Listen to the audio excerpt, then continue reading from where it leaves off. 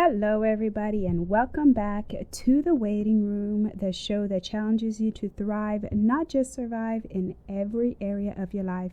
This is your host, Ruem, and in this podcast, we'll be talking about the realities of waiting in every season of life. Remember, it's not the waiting that's the issue, it's how we wait, and waiting well is what matters. In this episode, I'll be talking about healthy relationships.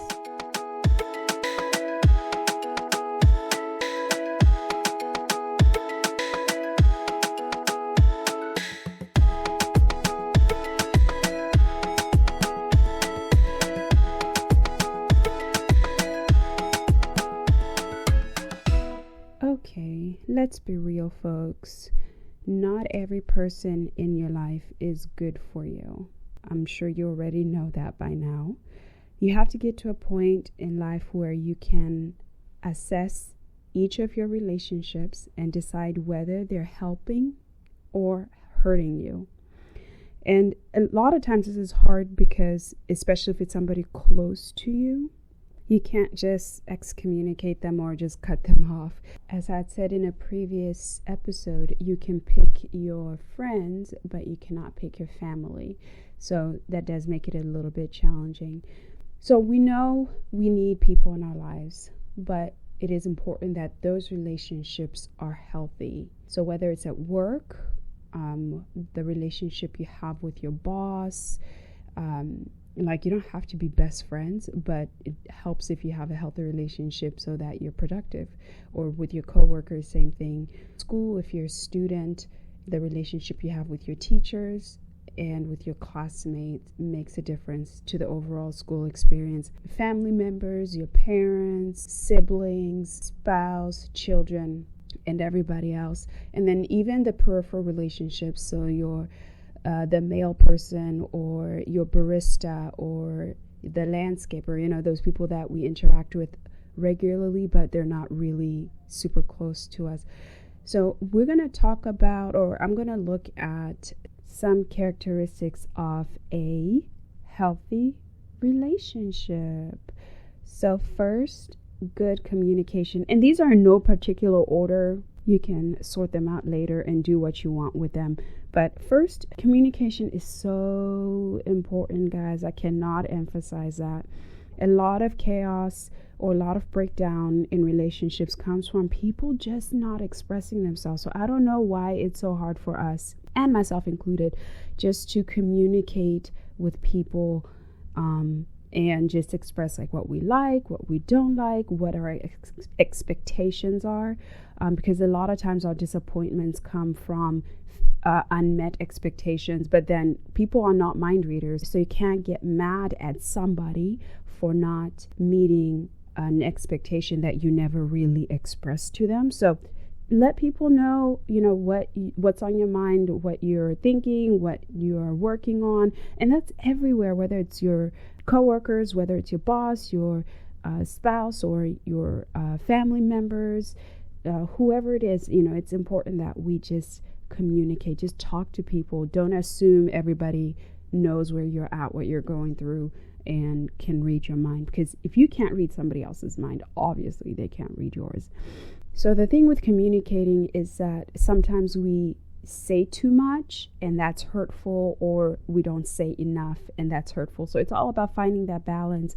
More than anything is just with the expectations. And this is something I've observed a lot of times. The disappointment is because you never really expressed what you wanted or what your expectation was. The second thing is empathy and compassion. So empathy is the ability to understand and share the feelings of another. We need more of this in this world. There's just too much hurting going on. People are hurting, people are lost, and people are just such in a rush, and they're not taking the time to look at people, listen to them, and just connect with people. And sometimes we can just brush people off, and you never know what somebody's going through. So having empathy and trying to understand, put yourself in their shoes, trying to understand what they're going through. You don't have to know everything in their lives, but at least having some compassion, because you might be on the mountaintop one day and then next week you're in the valley and you would want somebody to be sympathetic or empathetic with you. All right, number 3, mutual respect.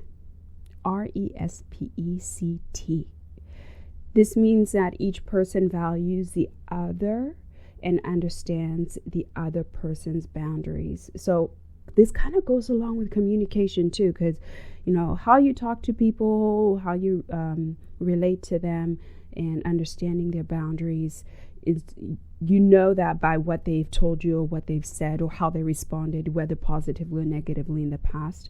So respecting those boundaries and knowing, I've gone too far, or maybe I shouldn't say this to this person because it won't settle well. Mutual respect is so important. Even Jesus had boundaries, you guys. I'm going to talk more about that in the next episode when I talk about unhealthy relationships.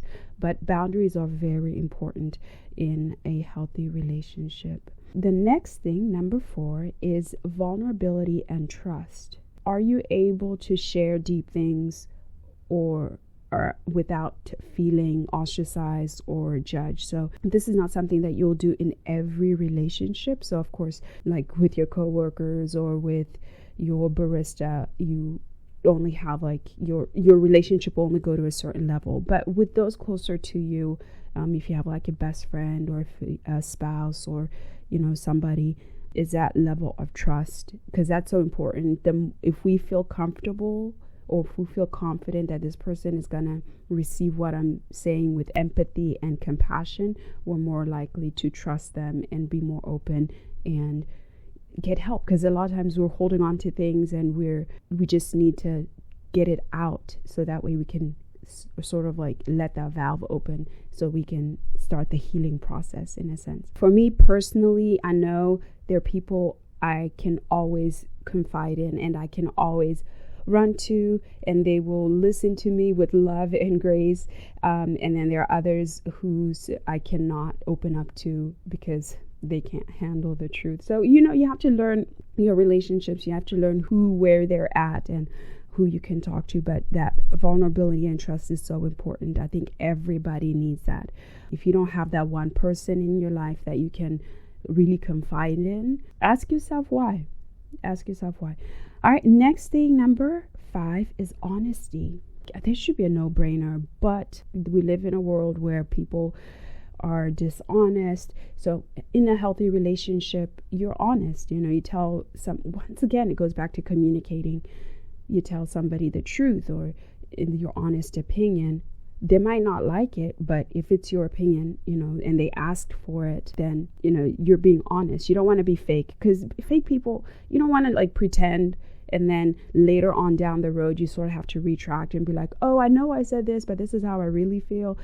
So you always just want to be honest, but with grace. You don't want to be a jerk either. Let's not be jerks. Healthy relationships are forgiving. So important. We're all going to do and say things that are going to be hurtful to people. And people have said and done things to us that were hurtful. But are we willing to forgive and get past that and move on? Communicate and talk and say, hey, that really hurt me. That when you said this is how I interpreted it. These were the consequences of your words, in a sense.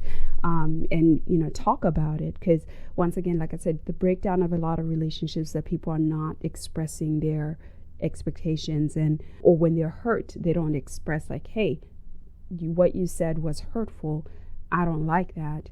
Maybe say it differently or nicely next time, or just kind of come at it differently. Other characteristics of healthy relationships, this is number 7. Healthy relationships are encouraging, validating, and they'll build you up.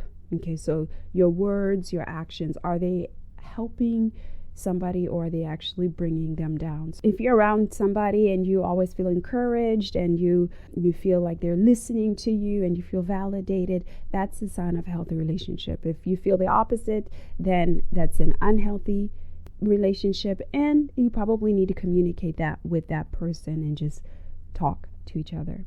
The last thing I have on my list, which is not the least, is gratitude and appreciation. We don't say thank you enough. We have so many people in our lives that are helping us, that are always encouraging us, that, are looking out for us, but we don't say thank you as much as we need to. So, just ask yourself, when was the last time you told somebody thank you, like genuinely, like thank you for doing this, or thank you for going out of your way, or thank you for saying this. Gratitude is so important, because when you appreciate what you have, you're more likely going to take care of it, and you're going to cherish it and want to nurture it. So be more grateful. So those are just some of the things. Like I said, it's not an exhaustive list. I'm sure you could probably think of others, and I might revisit this topic down the road as well.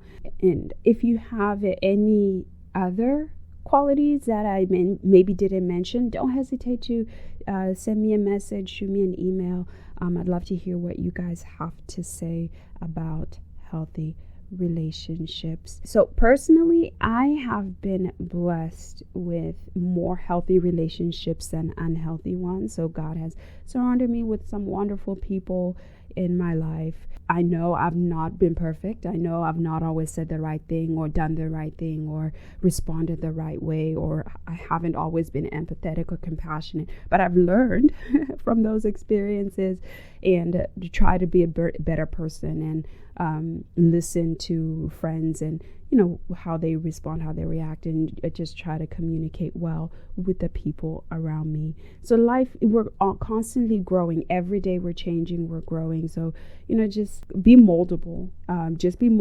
Just allow life and people to speak into your lives and challenge your way of thinking, because sometimes you might be so used to doing things a certain way or saying things a certain way, but that's not necessarily the right way. So it's okay if you're challenged, and that will help you grow, and you realize, oh, maybe I shouldn't speak that way, or maybe I shouldn't say those things. And I would say, honestly, I've learned the most from just the example that Jesus he's our role model for how to love people. He had friends. He was hospitable. He put others' needs before his own. He communicated well. And so all of those characteristics of a healthy relationship, you can find them in Jesus Christ, who's really sort of like my role model in becoming a better human being. And I'll talk a little bit about some of the boundaries that he had in the next episode in unhealthy relationships. So tune back in next week for that. That's kind of like where I have learned the most, just reading the Bible, learning how to deal with people and how to have grace and compassion with people.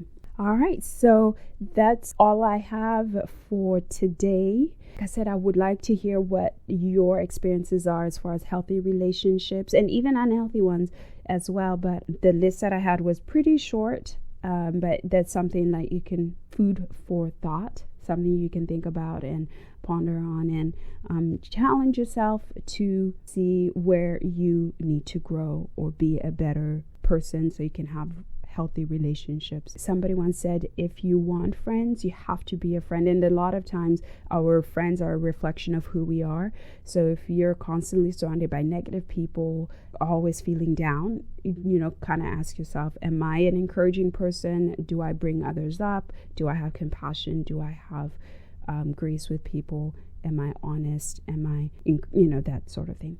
Moving on to my book recommendation for this week. It is Winning the War in Your Mind, Change Your Thinking, Change Your Life by Craig Groeschel. So, of course, these book recommendations are not sponsors, just to throw that out there. But these are just books that I have read or that have been recommended to me, and I might have read a little bit, some excerpts, and I definitely recommend this one. And for this week, I challenge you to look at your life. Are you a healthy person to be around?